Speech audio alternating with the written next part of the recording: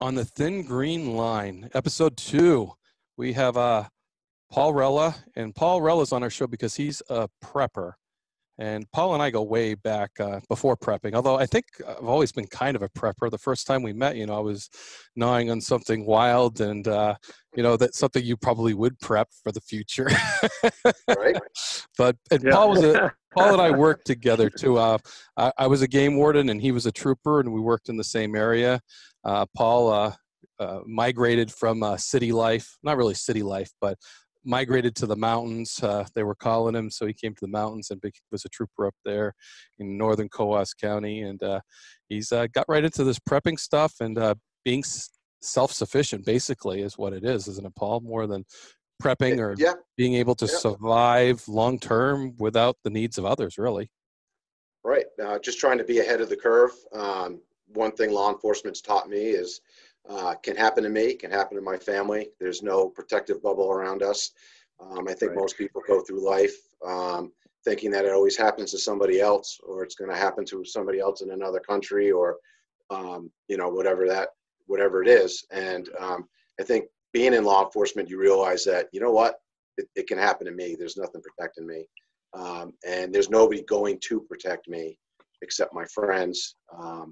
And my family. So in that vein, that's what we started doing, is making sure that we were all set. Yeah, no doubt. And is that why you moved north? I'm just curious. Well, after I was in the Marines for 4 years as a military policeman, when I came back, I got hired by a local law enforcement agency. The state police were not hiring at the time. That was my goal, to get on the state police. And I lived in a town that I had neighbors. I had 3 acres, but I had neighbors. It was a neighborhood.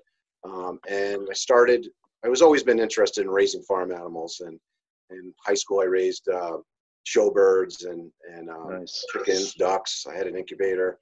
We had horses, stuff like that. But when I got out of the service and I bought my first house, I started raising pigs in my backyard, and started raising turkeys, meat birds, laying heads, stuff like that. It was a little bit too much. There was no ordinance in town against it, but when I couldn't sleep at night because of the stench after the 4th year of raising pigs on hot summer night and raising pigs in a neighborhood, and it was wafering in, you had to shut the windows. I'm like, I probably need to get out of here. Plus, there was a couple other things that were happening. There was a couple other things that were happening.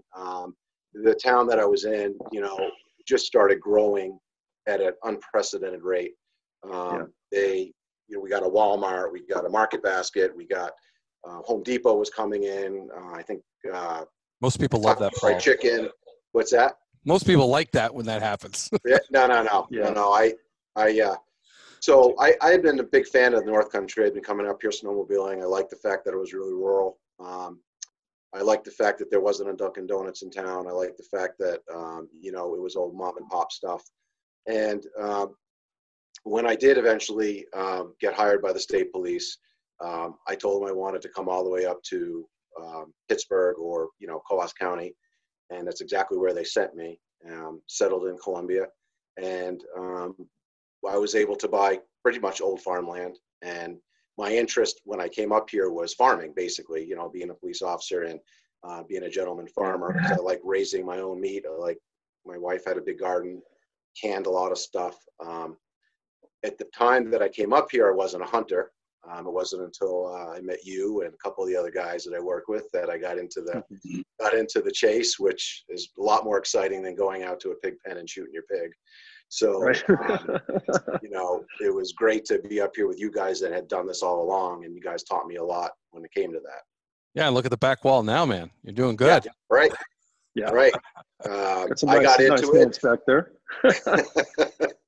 I have to admit that some of those are my wife's, but I got into it and she showed an interest in it. I bought her a rifle, and she took off with it, and we both basically put meat on the table whenever we can. Awesome. Yeah. And I got a little side story I got to tell you, John, because the house that he bought, when I was patrolling around, a nice big log cabin, it sets off the road. And I used to have my lunch whenever I bought a lunch or something, because I was young game warden back then, I'd buy my lunch and I would go park in this empty house that was just magnificent, sit on the back porch, eat my lunch, and think about buying this place. I'm like, I'll be able to pick this place up for a song. No one will ever buy this place. And, Paul ends up purchasing the house that I used to dream about living in as a young game warden. And yeah, it's a pretty cool place. No doubt. So that was meant to be. Small world. That worked out great. Yeah. And then the first time, Paul, when you no, go ahead, bud. No, it's all you. I was going to say, Paul, when you talk about prepping and all this preparedness and survival readiness, that's such a hot topic right now, given this national pandemic we've seen, and nothing like it in our generation. Was that really catalyzed when you were a trooper? Because you alluded to that when we first started talking in this broadcast, and then you just take it kind of to a heavier level after you retired, or was it always kind of in progress throughout your law enforcement career? And what kind of catalyzed it? I think we started, it was actually a guy that I worked with. Him and another guy started talking about it and brought up the subject to me. And I'm like, I already have the biggest freezer that any company makes. And, I usually butcher a cow a year. And I'm very organized when it comes to, I need to have, even before I started prepping, I liked it when my freezer was full. Right. If the store has whole chickens on sale for 99 cents, I usually go in and buy 10. I don't pay the $2 for them. So I've always liked to have the squirrel away effect kind of stuff that I was doing. But when we started talking about it, and of course I was on nights, and there was a lot of downtime, after 2 o'clock in the morning. And so we park, one of the guys was a local cop and I was a trooper, and there was another guy that was a trooper, and we just started talking about it. And I really realized how not prepared I was, even though when I started researching stuff, you can't live on deer meat. You know what I mean? You have to have provisions above and beyond just survival skills, really, especially if you throw a family into the mix. You're going to have to take care of your kids. You're going to have to take care of your wife. And I was even though I was probably more prepared than most, I was very ill prepared. And so then we started, a bunch of us guys that were like-minded. Most of us were jarheads anyway, so we all got along. And so we would meet, we started meeting once a month, having a couple beers, talking about what we wanted to do. And then we started putting a plan into action. And we actually met we did this for 3 to 5 years. I don't remember how long. And in fact, we had stopped. We had gotten to the point where we had so much stuff.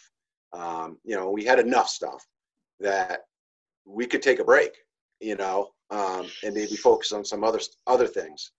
And so it's a good feeling to be all set. I don't think you could ever be all set, but we felt pretty good in the position that we were in. And kind of our meetings kind of dissolved. I still had, I brought my father into the fold. I have four boys. My oldest boy was living with us at the time, and he got into it. So talk about starting back up. Some of my stuff that I stored right now is going on 20 years old. Nice.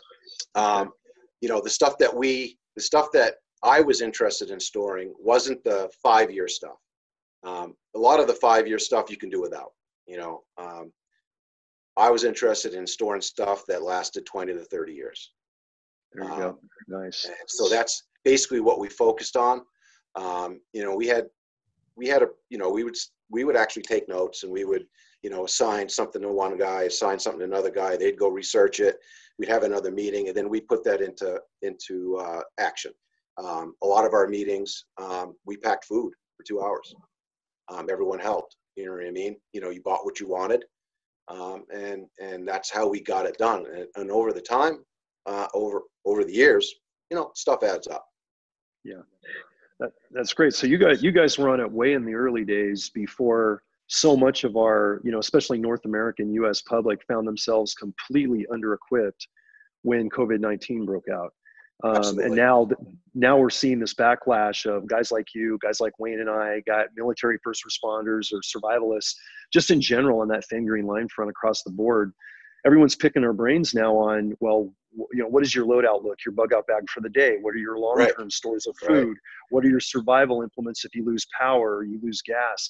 And it's interesting to see this wave, kind of at the last minute, kind of panic stricken almost, and all the hype for it. It's just neat to see that, you've done such a killer job of doing it early.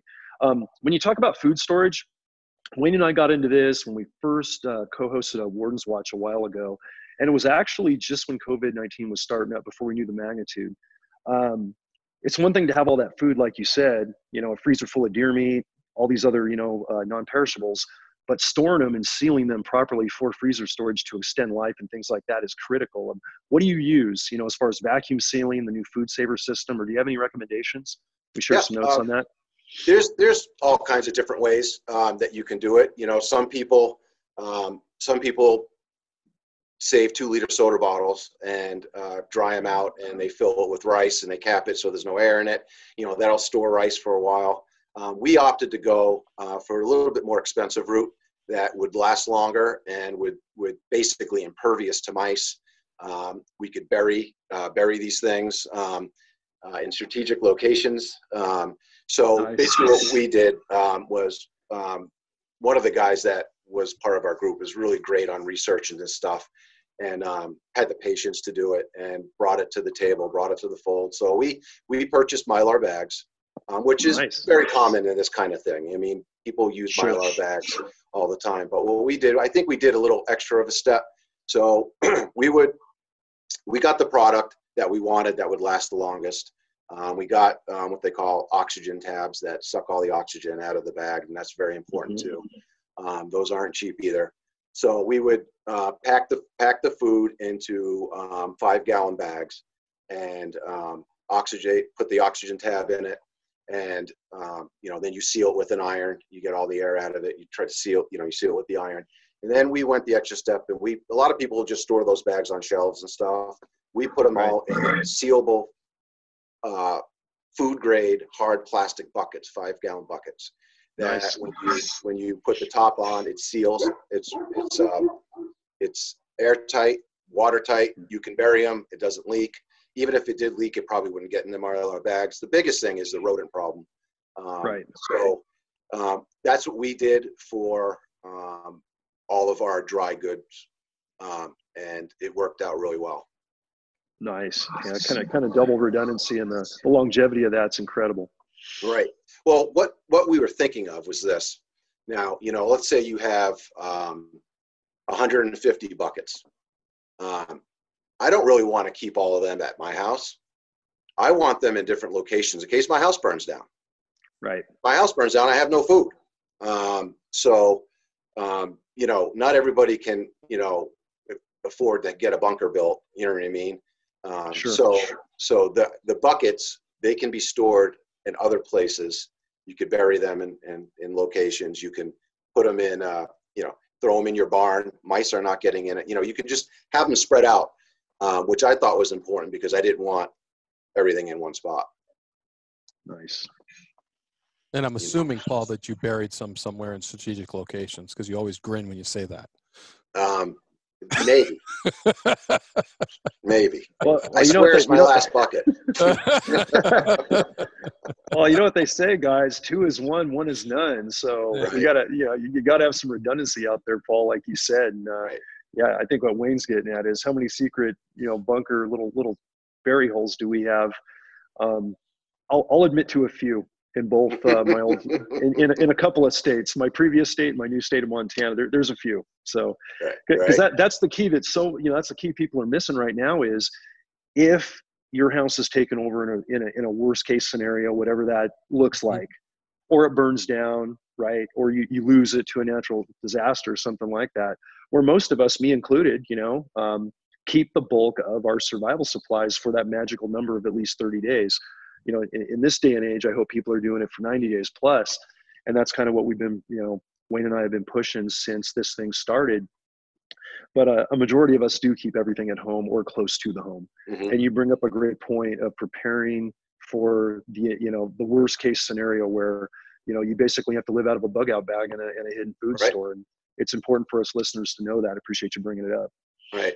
The other thing that I felt was important, and this isn't my idea by any means, but I read a lot at the, when we were doing this, I was, I've had the nickname Overdue. So like I like to tend to overdo things. So one of the things that I read about and I really latched onto, I don't know if it was from my profession or what, but I wanted to have enough that if I did come across somebody that had a couple kids that were starving, say their shit really hit the fan, I want to be able to give that person 20, 30 pounds of rice and not take it from my family. Right. And, because especially when there's kids involved, we talked about if someone showed up, depending on their skill level, whether we would let them stay with our group or not, I don't know. What did they bring to the table? You know what I mean? Sure. But if we weren't going to let them stay, I'd send them off with something. Sure. That's great. You know what I mean? Something that, and so I thought that was important to have that in my stash also. Well, that puts a little level of humanity in it when we see so much panic and so much fear, eroding support for one another right now all over the country. And I mean, we started to see that the first week of just the announcement of this COVID-19 presence in America, and nothing had even happened yet. Nobody was out of food. There wasn't any rationing. There wasn't any, shelter in place orders, but just the fights I was breaking up in the Bay Area, California, that Wayne and I talked about on a previous show, just because tensions were so high. And, you bring something we haven't heard yet, is bring a little levity to that by bringing a little bit of community. And the bottom line is we got to stick together through this thing, take care of our own first and foremost, of course. But, when you think of prepper and survival mentality, and I do a lot of work with Recoil Off Grid, which is part of my brand and publishing and stuff. And Recoil hits on this, and they, the maximum preparedness, but you see a very fine line between, all for yourself and, we're going to hold everything by force if we need to survive, versus, let's give everybody a chance and bring them into the community for a force multiplier. Or if it's not going to work out and you have to make that hard call where, sorry, we don't have enough and we can't sustain you as part of our group, send them with something, and pay it forward. And I haven't heard that yet. It's a neat perspective and something we need these days. So good stuff. Right. And I just, it was just important to me to be able to be in a position to be able to do that. The other thing we struggled with too, because we were all law enforcement. So a big part of what we struggled with, and we had many conversations on it. One of the guys in the group was the chief of police in the town. One of the other guys was his officer, and we had a bunch of troopers. Well, if, let's say, obviously there's a couple different scenarios that, we're talking, EMP strike, or let's say the pandemic like we have now. If society started to collapse, what would our duty be? Would our duty be to close our doors, shut our shades, stay home? Or are we going to go out and we're going to try to do what we're hired to do? You know what I mean? So that was a big thing. Some of the guys were like, screw that. I'm taking care of my family. And I'm like, but if the town's on fire and you got a bunch of guys going around that, the guys that we deal with all the time that are just taking advantage of these innocent people, ripping them off and raping and, who knows how far it could go. How can we stand by and let that happen? You know what I mean? Well, yeah, and that's a great point, because right now, again, when I mentioned those fights and those tensions that were happening the first week of this outbreak, certain Instagram videos I was seeing, like really close to my old Silicon Valley hometown area, California, in San Francisco, the wolves are going to come out, right? And the wolves are going to come out during daylight when they find that the sheep are completely overwhelmed, and us sheepdogs aren't around to hold the line. So guys going into Walgreens with hoodies and sunglasses on, unarmed, and just cleaning out counters while everyone just looked at them with their mouths open, jaws on the ground, able to do nothing. And these guys were just laughing at the attendance there as people were taking this video. And that to me was a reminder of what we've all done as first responders, as all of us law enforcement, in Green Line or otherwise. That's it exactly. What are we supposed to do when the wolves come out? And they're out, and they're going to be out. And I think all three of us on this conversation agree. We're going to protect and we're going to save our communities. It's just it's in our blood to be sheepdogs. I wouldn't do it any other way. Right. But it's definitely a good it's definitely a good debate point. At what point, you know, when your family is in danger because of those sacrifices you're making, if it gets too terminal, and that's something that we can only play day by day. And I hope it never comes to that. But we got to keep in mind that it could. Yeah, and sheepdogs in rural New Hampshire and rural Montana compared to New York City, and Jersey and LA, a whole different dog. Well, guys, I'll share a story with you both. Paul, you'll appreciate this, Wayne, just because of our backgrounds and how we're oriented. I talked to, earlier this morning on my trail run behind the house, I talked to Pat Foy, who is a captain with California Department of Fish and Wildlife and our lead PIO for all kinds of networking. And, you know, he's kind of an office guy there in Sacramento in our headquarters office for where our capital is. And he told me, John, in the last 2 months, as this outbreak has broken out, I've run code 3 and dealt with more physical confrontations of trying to de-escalate them either by myself or working with other LE from other agencies than I have in 20 years of my career so far. Tensions are so high. People are getting so fired up on law enforcement right now, you know, dictating where they can and can't go on shutdown orders with, you know, stay at home and not being able to go out. So everyone is just irritated, and it's getting pretty crazy to the point of in the bigger cities like that spot with this pandemic. And to your point, Wayne, what is it like in the big cities? Well, it's everything we don't really see a lot of in our little rural areas on steroids 20 times. And every day it gets a little worse. And it was really good to get his perspective today coming into this podcast, which was eye-opening to everyone's point here. Something we need to get out there and think about. Right. Yeah, no doubt. And that's what I kept thinking, you know, it changes. And to Paul, me and Paul talked earlier that your preparedness changes being, you know, where you are too. You know, the people in the city become prepared in a different way than we do. So. Absolutely. If you're in the city, you're not going to survive. You know what I mean? You just, depending on what it is, you know, if, you know, like we talked about, if let's say that there's a pandemic, but it's not COVID, it's something that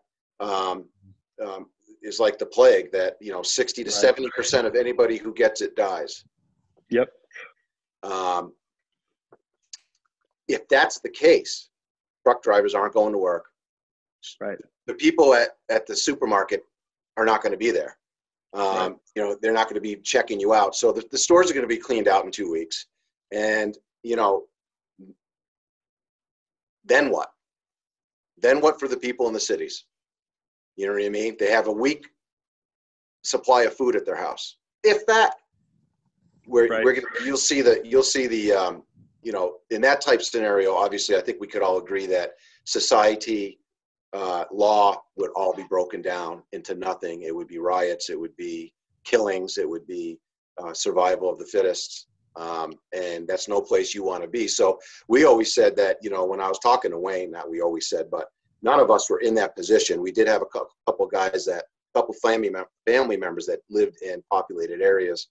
And, you know, we would tell them, you need to see what's coming way before everybody realized what's happened. Right. You know what I mean? So I had a cousin that lived in San Diego, and I said, you need to get yourself an older vehicle. That's something that will run if we do have a sunburst or an EMP strike. You know, we talked about that and get all into what that's all about. But you need to know 2 weeks ahead of time before anybody else realizes it, that you're out of there. And you have to have a place to go. You can't just leave and say, well, I don't have a plan of where I'm going. You've got to have a bug out place to go to. You have to set that up. And a lot of people don't realize that. They just think, well, if it happens, I'll just leave and I'll go up into the country somewhere. Well, you're not gonna survive that. Right. How long can that realistically last, and how short-sighted is that thought? You hear that a lot. That's a good point. Yeah. Right. You know what I mean? You have to have that in plan. And I would say 99% of the people don't. You know, they think the government's going to come and help them. The food trucks are going to keep coming. The stores are going to miraculously have meat and dairy and stuff in it. And they don't realize that nobody, depending on what happens, if it's a pandemic or a virus that's killing 70% of the people, no matter if you're young, old, whatever, you're on your own. Yeah. Government's not coming. Yeah, and it would be something in that scenario that would be so exponentially faster in developing than what we're seeing with COVID. But the thing that's interesting about COVID is we're only starting to get word, at least publicly on news channels. I know you guys probably get the same thing back there of get ready because the agricultural products, the meat, and the grocery supply chain is about to get extremely limited because the backlash of the accordion on the supply chain even now. And we've had a lot of flattened curves, you know, throughout the country, but we still have a second wave coming. And now we're starting to see some of those perishables that are not going to be as available. And we're getting a taste of it. And it could certainly be a lot worse. And we like to count the positives and the blessings through this incident, but it's certainly a wake-up call, isn't it, Paul? It's given us a refresher of what we need to be prepared for, and a huge wake-up call, I think, for not only our country but the world. And as Wayne and I have talked about for weeks in these broadcasts, is I hope we don't have short-term memories like we tend to on other incidences worldwide, right? So interesting development as this thing continues, and it'll be very interesting to see how bad the supply chain gets, and if those fears and that anxiety elevate to a point where it does become a threat within our public, and hopefully it doesn't. Well, you know, my opinion on that is that, I mean, I hope it doesn't either. As long as you're keeping the people fed, you know, I think that it'll be, you know, other than buying out toilet paper for, you know, a virus that doesn't give you the runs or anything. I can't understand that. But, you know, it's just, it's crazy. But, you know, I think that as long as the people are fed, and there may be shortages, but as long as they're fed, I think, you know, stuff will be kept to a dull roar. You may keep it to the, you know, the 5% that are the bad characters acting out. But if that were to change, I don't think it would take long for society to collapse. I mean, and it's not going to collapse in Colebrook where I am. You know what I mean? It can get a lot worse, but it's really not going to collapse. But in the cities where you have so many people and so little resources for food and stuff, it's going to be out of control, and nobody's going to be coming to help. So therefore, if you live in the city and you got a family member that lives in the city, they have to have a plan to get out. So that was my point with that. Yeah, one of the, to your point on that too, guys, one of the things that's interesting is several members on my old special ops team in Fish and Wildlife that I've been keeping in touch with, because we were in California when this broke out. And then we made the migration, timed it very carefully, because we had business and first responders and hospital staff in the family that had things they had to do there. And then we had to make the migration up here to Montana, and as quickly as we could. But like you said, knowing when exactly to make the launch, where if you leave too early, it might be premature and you might not be able to do as much as you should to help people around you in a community. But if you leave too late, it's just that, it's too late. You might not get out. You might not get out, and we started to see this problem start to happen, especially in the big cities, Silicon Valley, you know, LA, San Diego, where you just mentioned having a friend from, you know, the LA basin especially, and keeping in touch with people down there to see how quickly it eroded once certain news breaks happened. And you had said that, John. You had said, I want to get out of here before, if it gets any worse, and they happen to close the state borders or something like that, you know? Yeah. You're like, you know, he's like, if it gets any worse, I want to be ahead of it, not behind it. I remember that whole conversation. So. Yeah, well, and it's funny you triggered that, Wayne, because Wayne and I were doing a broadcast, and I was doing it from my RV. And going, okay, you know, it wasn't even the days anymore. I was watching the hours, like what happened in the afternoon on the news. And obviously, you know, being in law enforcement my whole career, like you guys, I've seen short-term panics, and we saw 9/11 and we responded to that and different things similar to that. But something that had this unknown was such a different concept. And then just to vibe being around large populations of people and hearing what they had to say, seeing what they were doing, watching the body language and the nervousness and the anxiety, putting them on edge early on. That was a real wake-up call. And, you know, and got us talking about, are we really prepared? And Wayne and I both agreed, we're pretty well stocked, but we're not ready to the extent of this thing going past a month, let's say. And for you guys already being up in, thank heaven you guys were in your rural spots. For me, it was like, man, I just need to get that 1,200 miles to the promised land, because you mentioned a place to go, the rally point. It's, you know, it's here for us, and family members. But it was anxiety ridden, man. I got to say, tensions were pretty high, and I was in, you know, escape and survival mode, like we all like to be, but it was for real. It wasn't just running a drill in my head with all the over-prepared gear we've stored up, right, Paul and Wayne, and all the stuff. And it's interesting to see it actually come into play, and then learn what we were lacking. And you're bringing a lot of good tips to the table that I did not even consider today. And man, it's great to hear this from you. We appreciate it. Yeah, you remember that movie Stripes, Paul? Yeah. Stripes. Remember the RV and Stripes? That's how I pictured John's RV. So if we get some younger guys listening to this, just watch that movie Stripes. It's pretty entertaining. Bill Murray. It's a good, but that's all I can picture John's RV like. So just answer my mature mid. I'm making flapjacks all day and doing podcasts. You know, what else do you do in retirement, man? Our generation guys, come on. Paul, you mentioned salt is a really important staple. Yeah. As far as prepping. Yeah, salt. A lot of people don't realize. I mean, that's why you have to do your research. You can't just, you know, store a bunch of macaroni and stuff and call it good. But salt is one of the things that I didn't even know this until we started doing it, is that salt started, they started putting iodine in salt in the 1920s because most Americans were deficient in iodine. And the problem with that is that unless you live near the ocean and you're eating a lot of seaweed and you're eating a lot of fish, you're going to be iodine deficient in your diet. And that causes all kinds of problems. It's very important for pregnant women to have enough iodine, because it's the development of the brain of the baby. And it regulates your thyroid gland, which it regulates all of your hormones. And I guess they call it goiter. You can get goiter if you don't have enough iodine. And you can't get it like where I live. I don't live near the ocean. Even if I did, I probably couldn't eat enough of it to do me any good.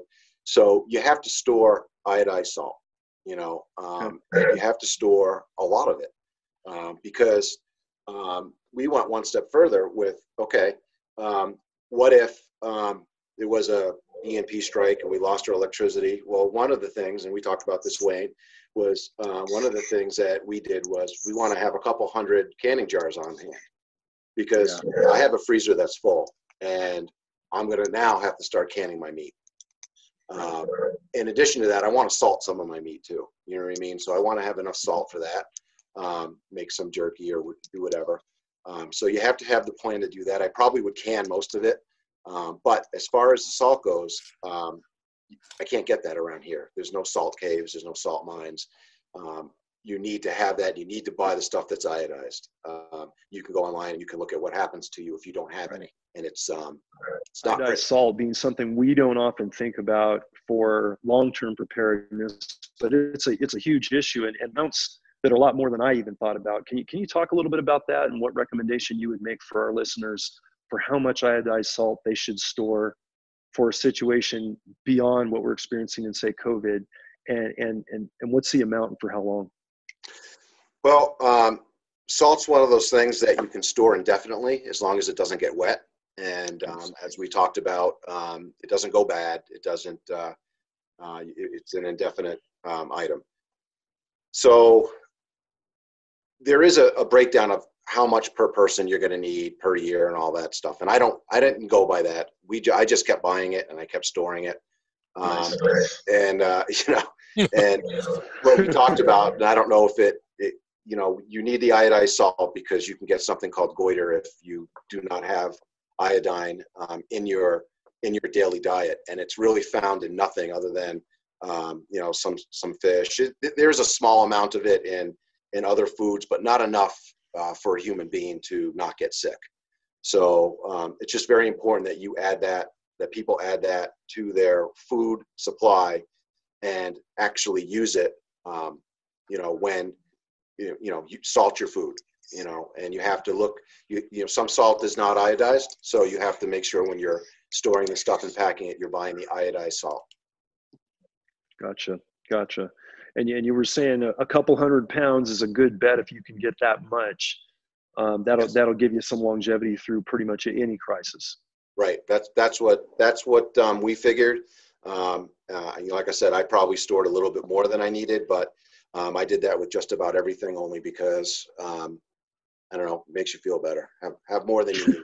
Right? Hey man, good to be good. Right in a place where overdoing it is not a bad thing, man. Right. So kudos for overdoing it. Besides salt, buddy, what would you give like?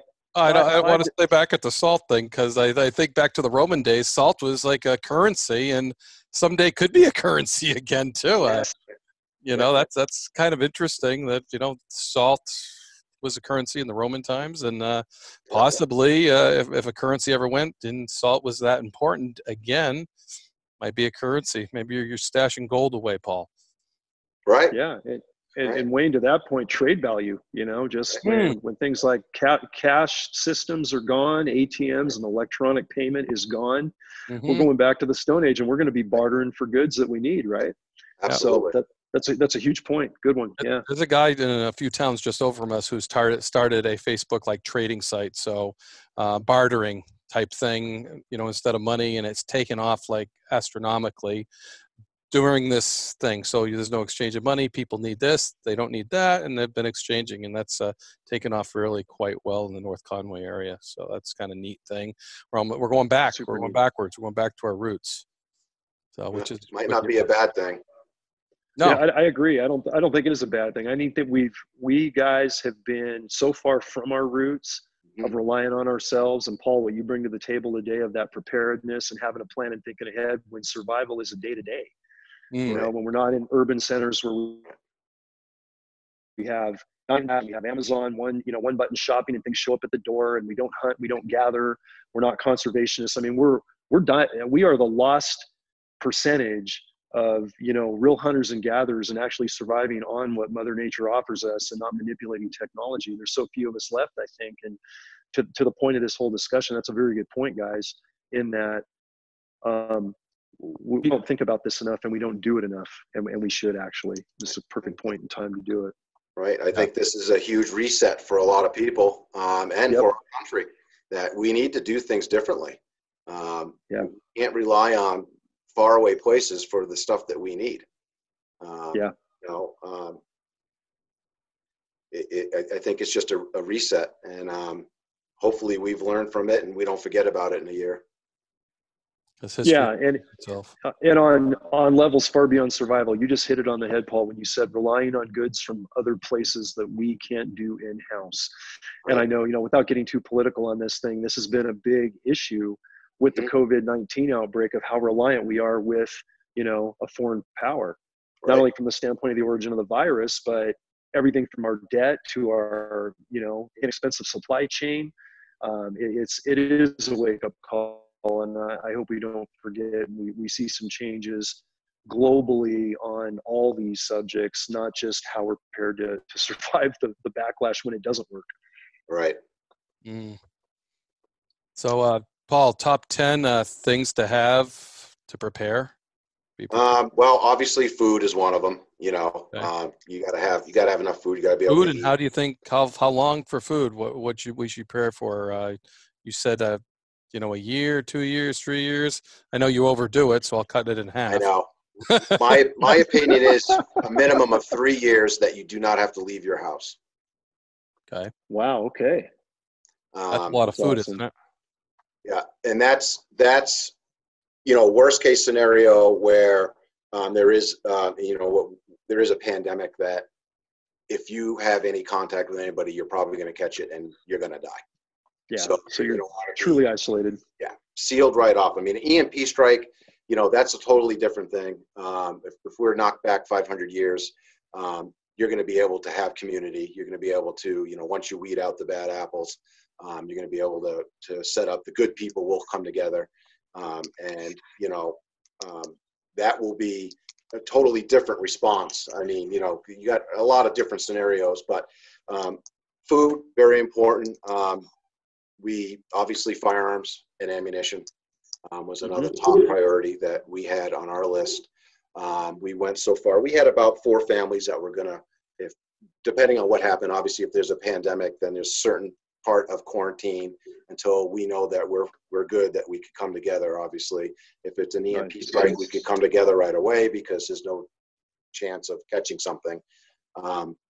But we figured that a good plan is obviously to have a few families involved in where you're going to homestead, because you're going to need the protection of the additional people. You're going to need the additional labor, and you also want to have the same type weapons with the same type calibers. Yes. You know, let's say everyone has a 45 caliber handgun, and then everybody else wants, everybody, for rifles, we have M16s with interchangeable magazines. So everybody's on the same page. We don't have to store a bunch of different kinds of ammo. We all have the same. We have the same rifle ammo, same sidearm ammo. The other thing that we found that was very important, that we thought that, very important, is having 22 rifles. Yeah.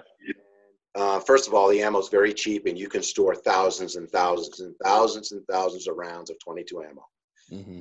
And a 22 rifle is a great weapon for hunting. We're not hunting buffalo. Yeah, quiet. Right. We're not hunting buffalo. If you're going to be, you could take 15 pounds of rice or 20 pounds of rice for your family and shoot a couple squirrels and have a really nice meal.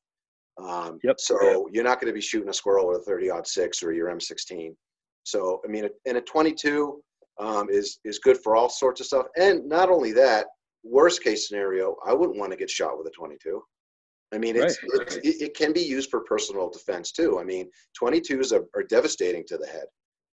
You know what I mean? And you could give, here's the other thing. You got, 14, 15-year-old boys that are with your homestead. You give them 22 in a box of shells, 10 shells, go out and get us some dinner. Go get a couple rabbits, go get whatever. So we felt that the 22s were very important to have, pistols and rifles.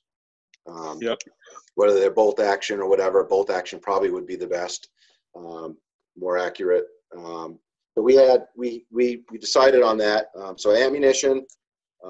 We also, I thought was kind of important too. We bought a bunch of surgical kits. We bought dentistry stuff. So, okay, shit's hit the fan. There's no dentist around, but I'm going to have my buddy yank a tooth that's really hurting me, or even just for a yearly cleaning. Anybody can figure out how to do that. So, you get the little pick of dental hygiene. We also, I didn't talk about this either, but, storing, every time you go to Rite Aid, buy a toothbrush, put it in your cache, you know what I mean? Buy some, is toothpaste as important as a toothbrush?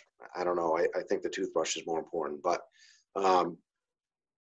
stuff like that. One of the people that we did this with, and I wouldn't suggest this, I didn't do it, but every time they went to the store, they grabbed a couple napkins.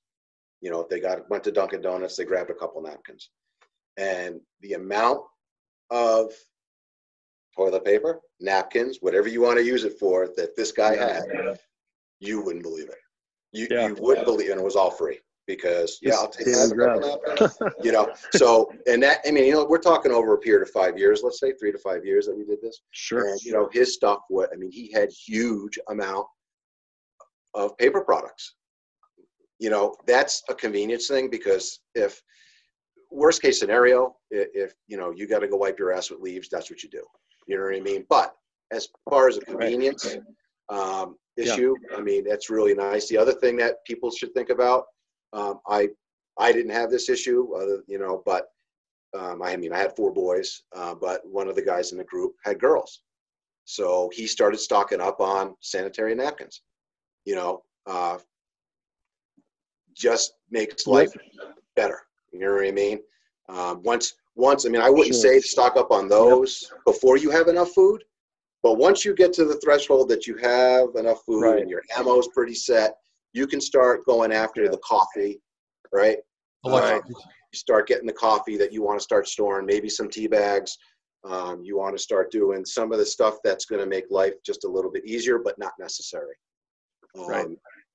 We had friendly with the local doctor, and I wasn't at this one meeting, but he taught some of the guys how to suture. They practice on raw chickens. How to, if somebody got a cut, you know, how to suture that. You know, that's another. You know, these are kind of the things that we were thinking about after we were just really getting all set. You know, and it was like, we bought shortwave radios. Everyone has the same radio. Thinking, you know, of communication. Sadly, we never went any further with that to get our license to do that. I mean, it wouldn't matter during a pandemic or the end of the world scenario to have a license. Who would give a shit? But you know, there is an art to doing that, and we didn't follow that up as much as we should. That's an area that I wanted to do a little bit more with. You know, I'd like to have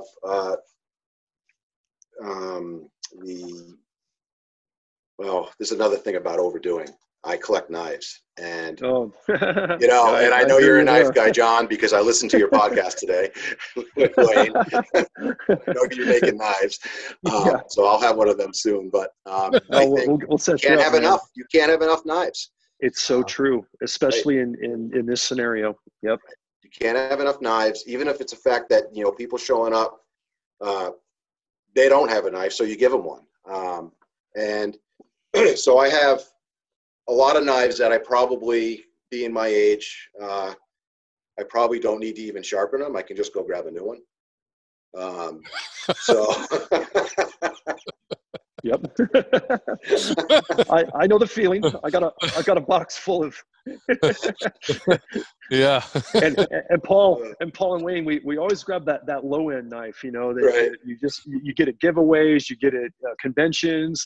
It's got a decent edge, and that's my box cutter, right? I don't bring out my signature blade. I don't bring out an Ernie Emerson or anything like that, man. It's funny you say that, dude. Kindred spirits. That's good. Right. So, I mean, you know, you know, the knives that I get, you know, I look for a certain thing. A lot of people don't even know what a full tang knife is.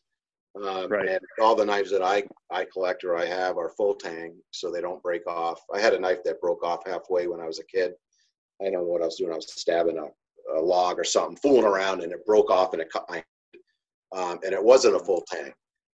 So I got this thing about full tang. I have to have a full tang knife, you know, unless it's a full tang knife. But, you know, so I buy the full tang knives that are pretty much indestructible. You can hit them with a sledgehammer. You can, you know, once they get dull, do whatever you want, open cans with them. So that's another thing that I did on my own of collecting that. The other thing that, you know, there's obviously a lot more stuff to it, but those are pretty much the big points. The other thing that we did, and merely for survival, especially up in the Northeast, this wouldn't be as important if you're in the southern state, but obviously we're going to need cut firewood in the winter or in the summer for the winter because it gets cold out there. Yep. So who the hell just wants one chainsaw? I mean, if I had to do it with a two-man saw, okay, that's fine. But as long as I can get fuel, which that's another whole thing of storing fuel, but you know, 10 spark plugs for your chainsaw, 10 air filters, have enough oil for the bar, you know what I mean? Stuff like that. And so we stored that. If your chainsaw has, my buddy was better at this than me, but it's electronics. If it has a little CDI box or whatever that runs the spark, get a couple of those and put them in a hardened container. Just in case it was a, you know, and the same thing with vehicles. I have two vehicles that are pre-1980. Nice. Not only, you know, and when I first got those, it wasn't because of prepping. It was just because I like them. I'm an international cool scout classic. fan.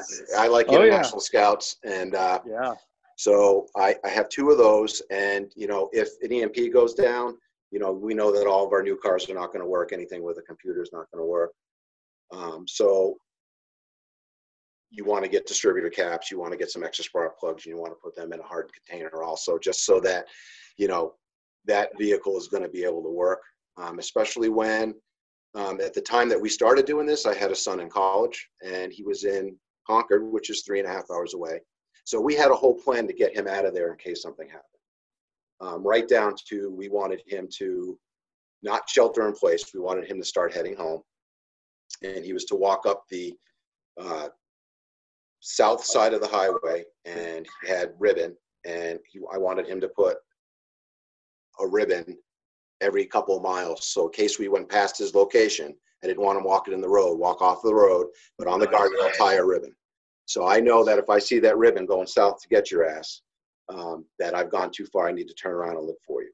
So that's a whole other aspect of planning this. If you have family members that you want to come back, how are you going to get them back? He wasn't going to go to school in California, because he wouldn't be coming back. Good call. You know what I mean? Right? There's no way of doing that.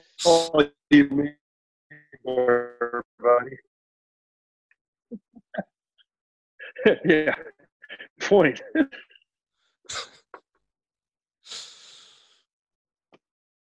So that you guys broke up a little bit there. I didn't hear if you had a question or.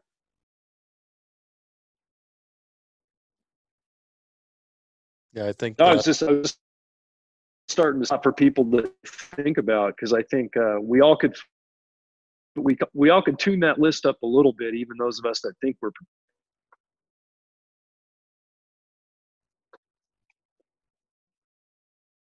Yeah, I think our Montana link is a little. Yeah, it said it was his bandwidth was low. That's what it just flashed on my screen. It'll probably. He is in Montana. Yeah. You're a little glitchy, John, but I think it's straightening out. So everybody's getting off the internet now. All the kids are getting done with school. So hopefully, nope, there you go. We lost connectivity.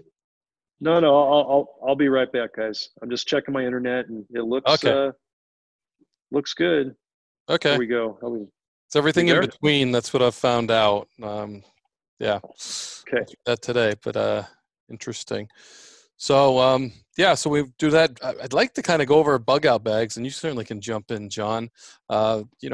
What should somebody have? And if we go over time, we can make this 2 episodes too, which would be good. But the bug out bag, what to have in there and how to plan that. And you've kind of planned on how to get your family back too, which is way beyond anything I have ever thought of. Of course, my family is still focused. I don't have kids here and there, but there's a lot of when I think of prepping, I just think of a guy that squirrels away a bunch of food. I don't think of all this other planning. And one thing we didn't mention, Paul, that you kind of blew my mind with was the canning jars.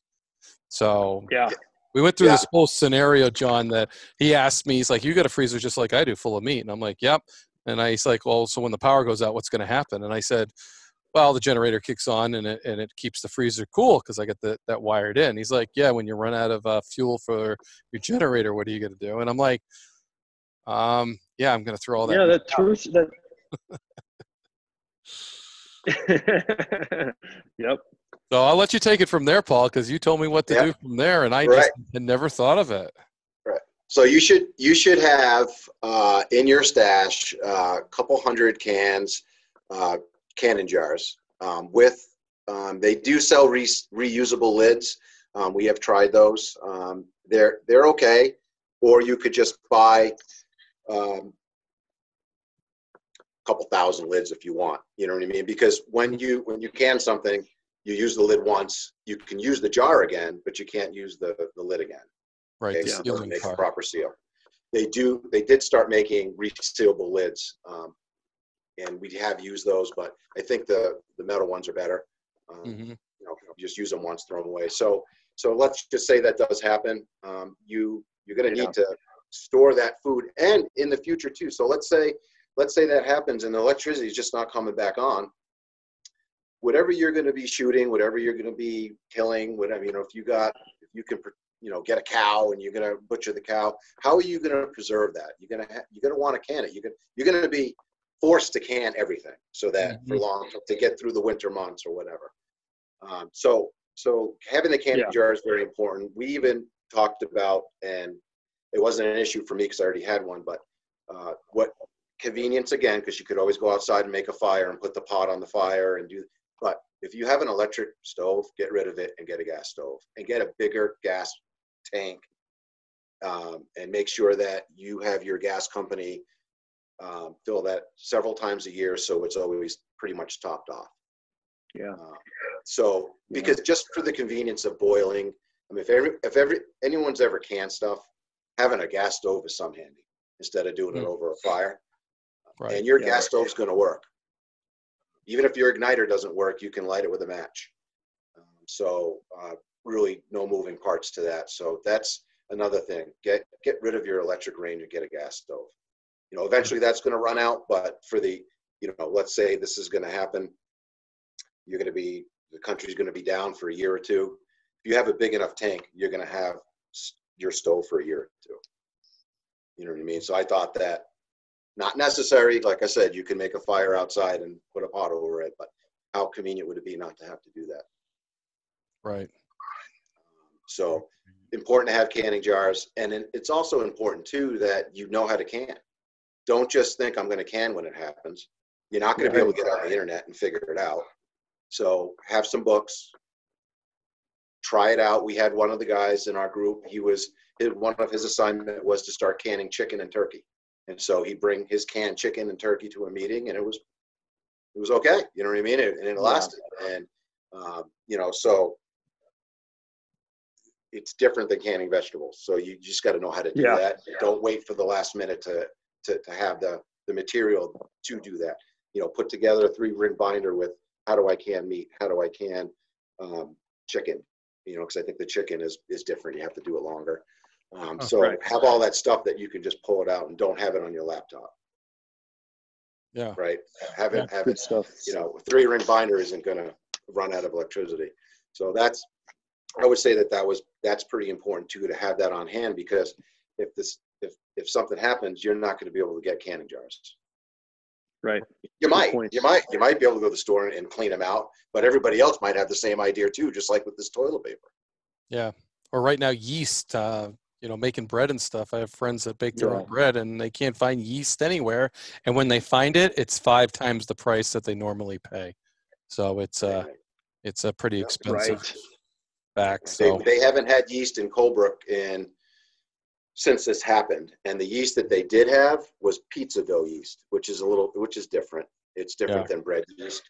But there's also a way that you could keep a yeast grow going and keep reusing it. So that's another skill that's lost. I mean, so you have a pile of dough and you just keep taking from it and it breeds itself. And, you know, and here's a little fun fact for you. Supposedly at the Wild Turkey Distillery, they've had the same yeast batch breeding since the early 1900s. I'll be darned. They have not introduced any new yeast to that. Very, very interesting. Huh. Yeah. Use turkey fertilizer. What's that? Do they use turkey fertilizer too? I wish.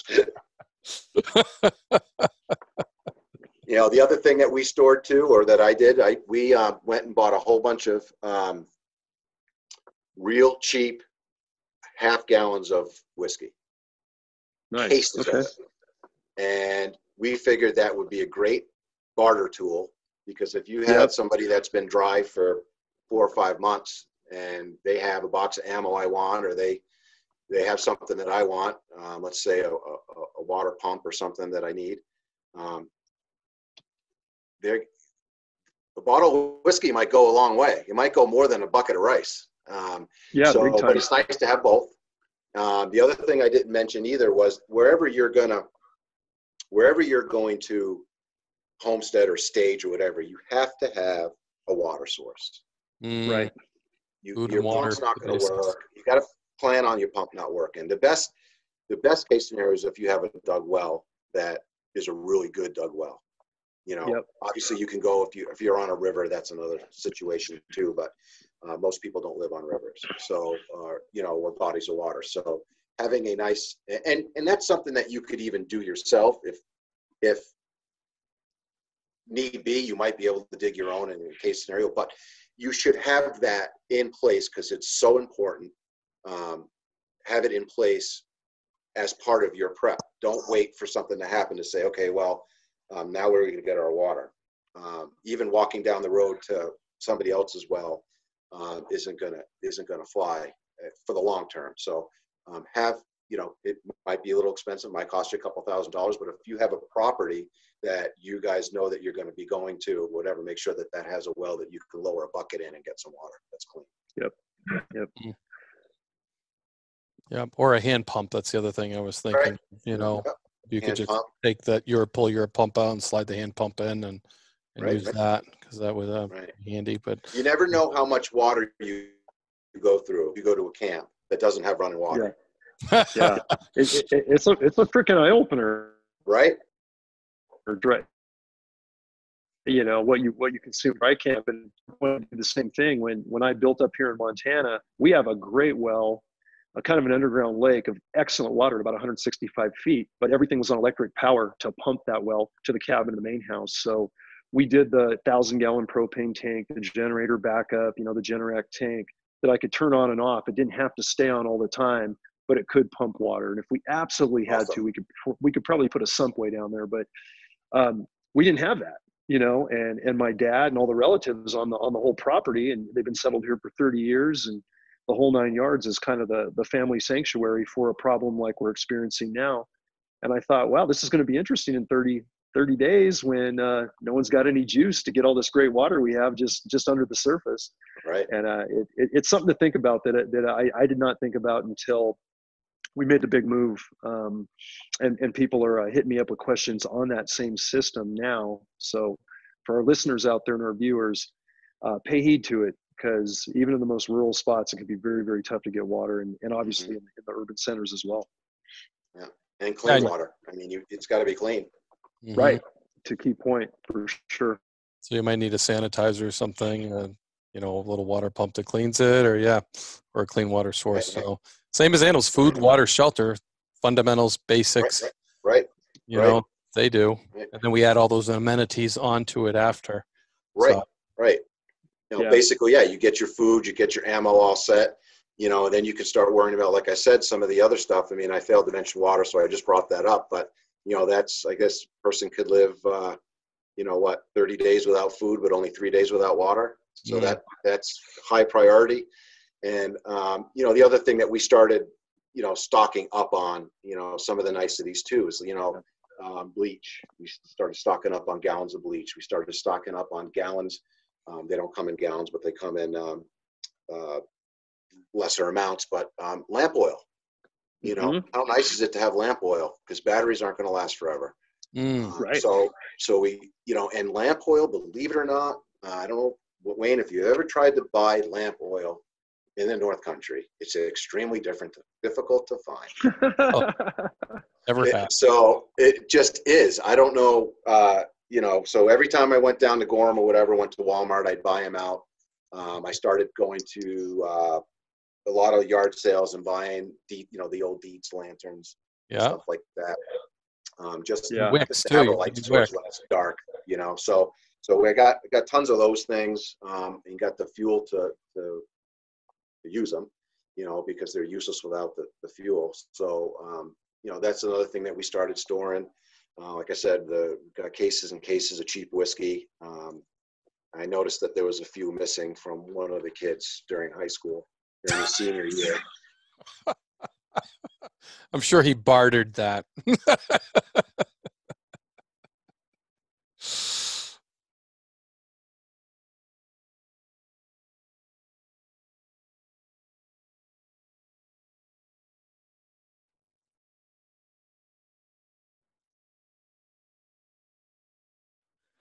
Are we going to unlock here? Oh, usually by now it's unlocked. Tom's back up? Yep. I don't know what did that. I'm hearing you. Yeah. Okay, Wayne, I got you. Yep, we're all back up. So,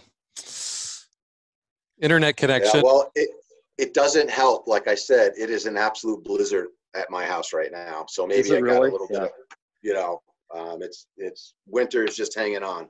Yeah, and I was the last man standing. You guys all locked up on me, so I'm like, is that me, you? But just we and John talk about the technology all the time. You know, we wouldn't be able to do this. So still kind of neat, and it adds something to have the visual too, and we can certainly you know, give that to some of the people that are on our pay site, the membership only site. So that's pretty something that they would like too. So but yeah, the bug out bags, I'm hoping we get enough connectivity so we can talk about bug out bags, because that's something, you know, it's pretty important. Right. So do you want John or I to talk about that? Well, I think you guys can compare notes. Yeah. Paul, give us your twist on it, and I'll just interject. How's that? Yeah. Okay. Cool. So basically, we have a bug out bag, a smaller version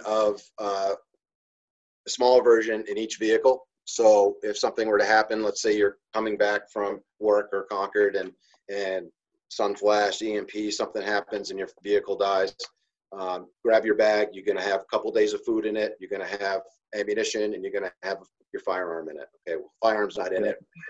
My wife and I, we have our firearms in our center console, however you're carrying them. So you're going to have protection. You're going to have food. In that, you want to put a compass in there. Some people put a radio to find out what's going on. I mean, you have to use it for your situation. We both work in town. If something happened, we could walk home. We're 7-8 miles from town. The only issue would be is if one of us went out of town for work or to do something. I mean, obviously when I was a trooper, you know, that I could be an hour and a half, 2 hours away, but I wasn't really worried about that too much when I was on the job. You know, and I set up the kids with those too.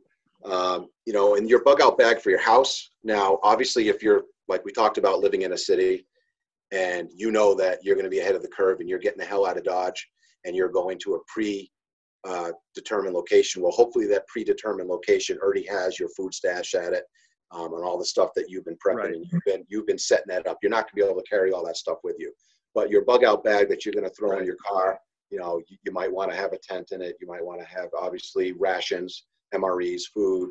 You want to have, I think the best invention is a water purifier straw, where you don't have to haul water, but you can go to any dirty puddle and drink. And, you know, those things are relatively cheap to have, and they filter hundreds of gallons before you have to throw them out. Get a couple of those. Obviously, you got your firearms, your ammo, flashlight, maybe a hand crank radio just to see what's going on. You know, obviously, if you're going to be able to throw this bag in your car and go, you could have it bigger than if you're going to put it on your back and have to walk out. So you kind of modify it depending on the situation. If your vehicle ain't running and you're on foot, that's a bad situation to be in, but it's going to have to be a little less than what you can throw in your car. So, I mean, you know, change of clothes, you know, maybe some powder. If you're walking a lot, you want to, you know, if your feet start getting blisters, you're going to be down. You're not going to be able to walk. You know what I mean? So, I mean, I learned that in the service, you know, powder your feet every 5 miles. Otherwise, you're going to have guys down. So, you know, just stuff like that, I would put in that kit. Any kit that I had, any bug out bag that I had, I want stuff to fish with. I want absolutely. I want some lures maybe, but I want some basic stuff that I can drop a line into a body of water, and maybe catch some sustenance to keep going. You know what I mean? Obviously, you want to have a knife. You want to have like a saw. You want to have, you know, like I said, all that stuff.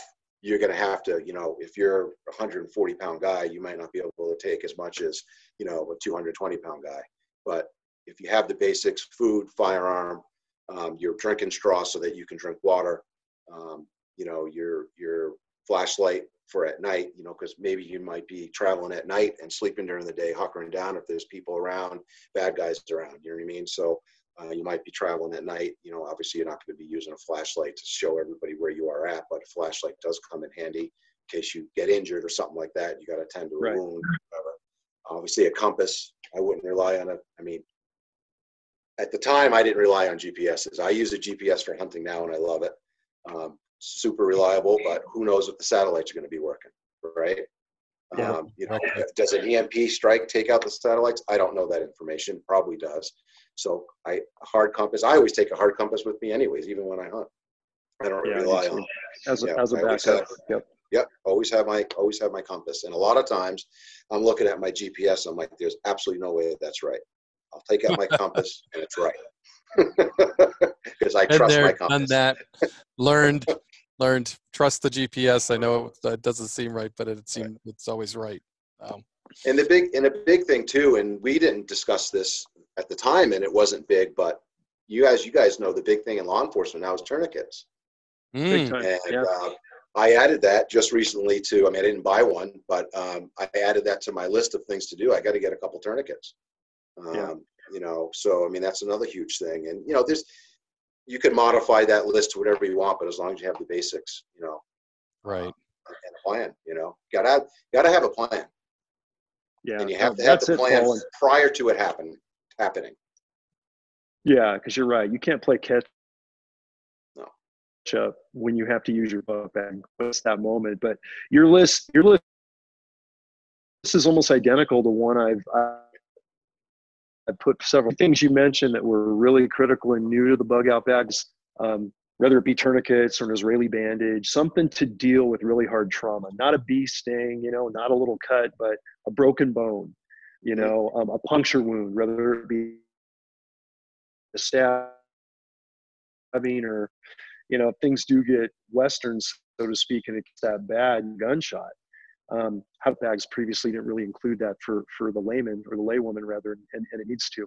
And when you mentioned flashlights, especially for operating at night, that's one of those things that I think gets left out a lot because there is safety in darkness. I've always added, besides having a small LED, you know, very low draw with redundant batteries, and whether it's my side satchel or my vehicle bug out bag, having that handheld light, but a headlamp. A headlamp or even two headlamps, because I've just found that in the advent of all the operations we've done on the law enforcement side and being a hunter like you guys and navigating where I got to be hands-free, you know, in pitch blackness, hiking into a snow blind or something at 4 a.m, man, those headlamps to be hands-free are just so amazing to navigate. And like you said, brother, if you are navigating at night to stay off the wolf's radar, so to speak, and you're having to illuminate certain, you know, trail indicators here and there, or deal with a wound, or deal with looking over a map or reading your compass. Those are real good critical things to have. But the rest of the list was like, I'm just checking all the boxes of the stuff I put out there. So it's good stuff thinking about it. And actually, when we made that big push from California, you know, all the way up here to Montana, it was pretty interesting because I hadn't looked at my bug out bags in a while. You know, I hadn't really checked what was in the truck, what was in the car, what our trauma supplies look like, even though we have trauma professionals all over in the family, and they were lacking in a couple spaces. So it was scampering to find those supplies just in case. And it was a good fire drill. None of it was needed, of course, because it didn't get that crazy. It was just a smooth ride, but it was kind of nice to have a little bit of adrenaline going on, an urgency in real time, and not just, you know, all those years that you're like yourself preparing and thinking about it, having great meetings on it. But now we're actually starting to test the waters of putting this into motion a little bit, fortunately without any hazards come to anybody. So it was eye-opening, but great list, man. Good stuff. Yeah, thanks. Certainly a great way to start thinking about it and putting this stuff together. If you don't have it together, or adding to what you have and looking for further out, you know, this is a good shot across the bow, I think, for all of us. That's it. Right? Probing fire has hit us in the woods. Right. Yeah, absolutely. And I got to say, you know, I never, you know, and I wouldn't want to. I'm not saying that I wanted this to happen, the EMP strike. I mean, you know, I somewhat lived my life back like 100 years ago, anyways. But the thing that scares me the most is what's going on now. If something were to happen with the pandemic that's much worse than this, like I said, with the 50 to 80% kill rate of everybody, that's the thing that, you know, scares me the most. And even with all this stuff, I don't know if you could survive that, depending on how catchy it was or whatever. But That's the scariest part. I don't know about for you guys, but an unseen enemy is what scares me the most. Mm-hmm. I agree. It's absolutely the worst. And I mean, this kid, and how many times it's morphed, right? And how many times it's changed. I think a scientist in the family, a medical scientist actually in my family out in Silicon Valley, just said this thing has mutated 8 times. Just the COVID virus. And this isn't like, an anthrax where it's a bioweapon that just kills almost instantly. And we know there's more of it being made out there, not playing the paranoid conspiracy theorist guy, but we know bioweapons are being engineered all over the world. Mm-hmm. And there's a lot of worse stuff, Paul, and Wayne, to your guys' point, than COVID-19. This is, I really, I'm kind of putting out the word that I think this is, Wayne, you said it really well, a shot across the bow, or this is probing fire just to see what comes back. And I hate to say it, but I don't think this is the first and only time we're going to see this, in this next generation. And I agree with you 100%, Paul. We really need to think about a worse case than what we're in right now. And this is a good testing bed. Right. Did you have masks in your kit, Paul, as far as no, the N95 masks? No. We did have gas masks. I've been buying gas masks with some of the filters that do filter out pathogens. But there too, I have 3 or 4. Well, there were 6 people in my family. So, there you go. And point taken, I don't know where you go to get a kid's mask at the time. Now all my kids are adults. So that's another thing that, but what are you going to do? Walk around with that mask all the time, 24 hours a day? Right. It's, if it's something that's airborne, or if it's something that, they taught us in the service, they have bombs that will go off, and they have infected mosquitoes that fly out of the capsule and to spread disease that way, so the mask, so I mean, there's so many different scenarios. But I think, the being able to breathe wasn't as important to us because we are in such a rural area that unless there was a cloud of this stuff coming at you, we don't have to have contact with a bunch of people. Mm-hmm. Right. Makes sense. Yeah. I think that's one of the best things, guys, is where we're all at in the country right now. We have that advantage that the urban population centers don't. And Paul, to your point, when you said, have a plan, have a route, and have a destination, have an Alamo, have a rally point, whatever that is. Right. And it's got to be where you have fresh air and where you have circulation, just for a bioweapon issue, chemical or even nuclear. So that's a really good point. We don't really discuss, and we kind of take for granted, those of us that live out here, but I can, I'm sure you guys are certainly getting a lot of inquiries if you have relatives in the city and you're keeping in touch with them like I am, and just they're holding their breath homes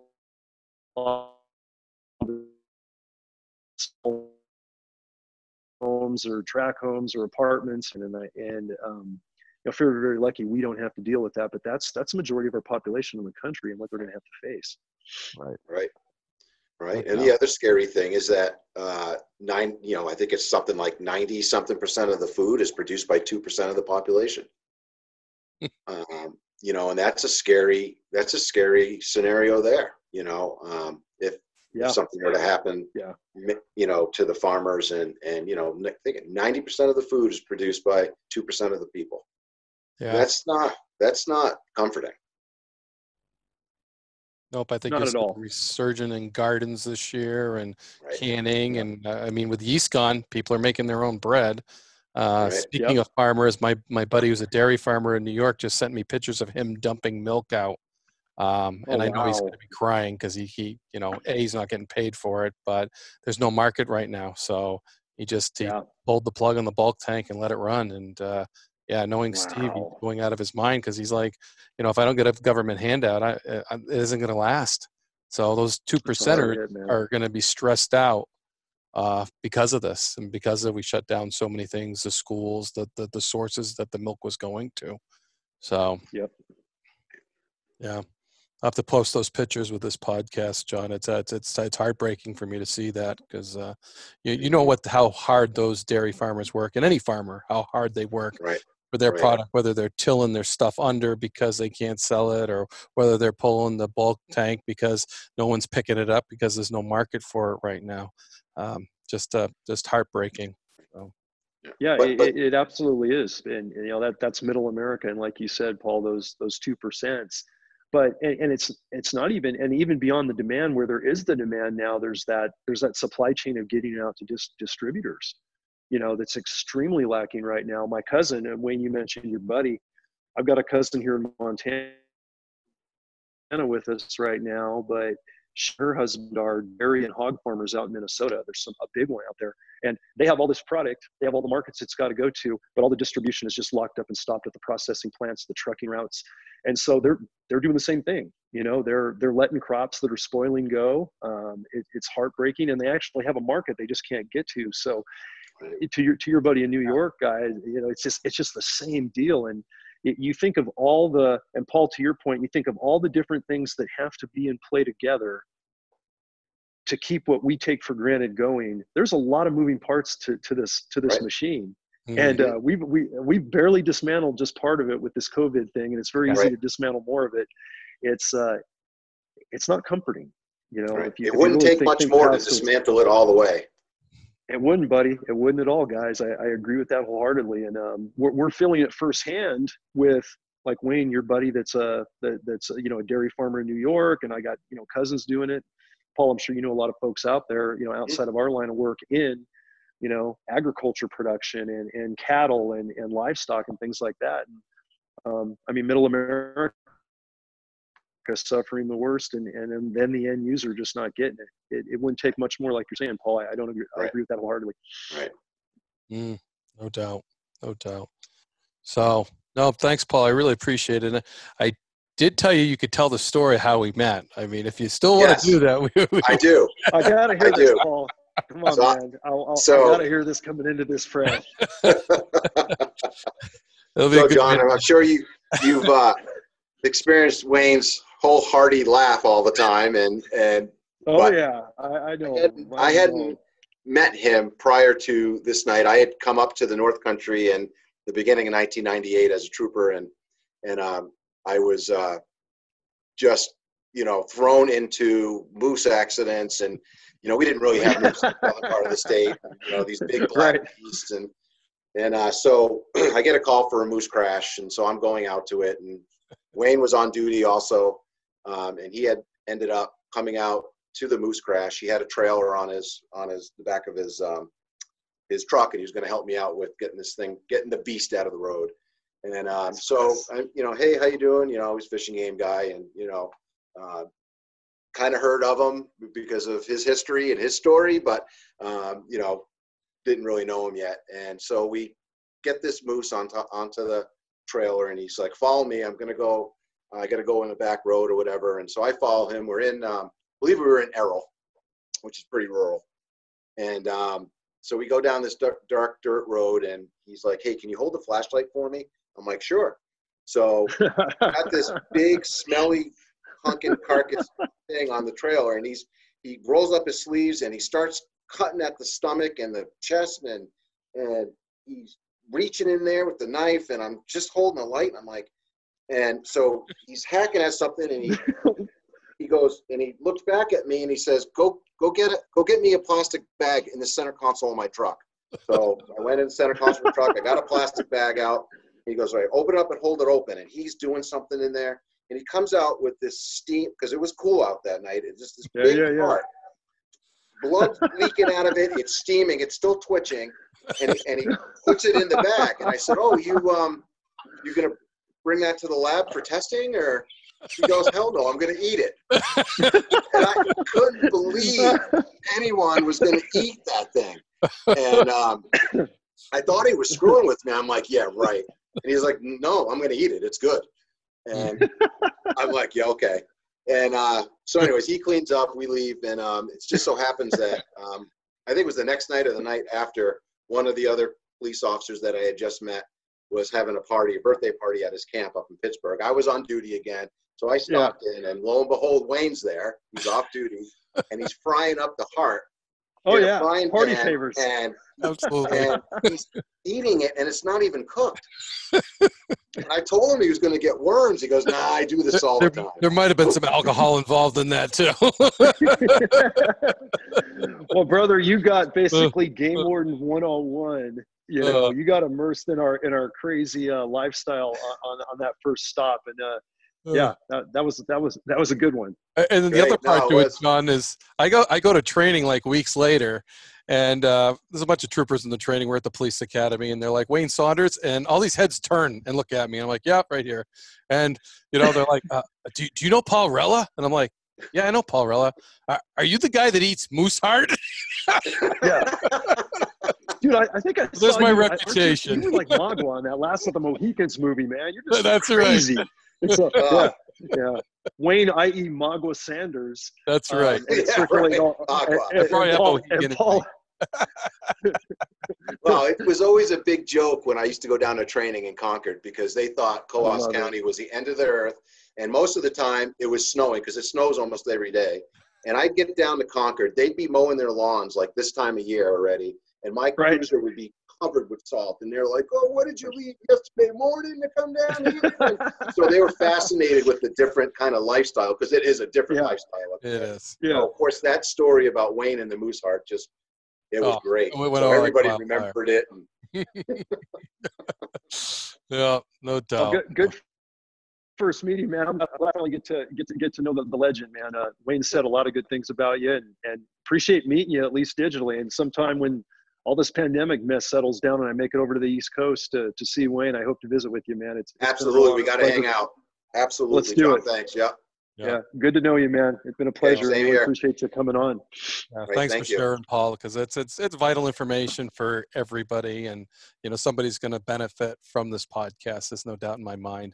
I'm going to benefit from this podcast, so I really appreciate it. So. And Paul, if you want, hit me up on an email, and we'll talk about getting you set up with a Trailblazer knife if you want one of those. That sounds great. I will do that. You got it, man. Fellow knife connoisseur out there. I didn't know. Even better. Oh, yeah. That's great.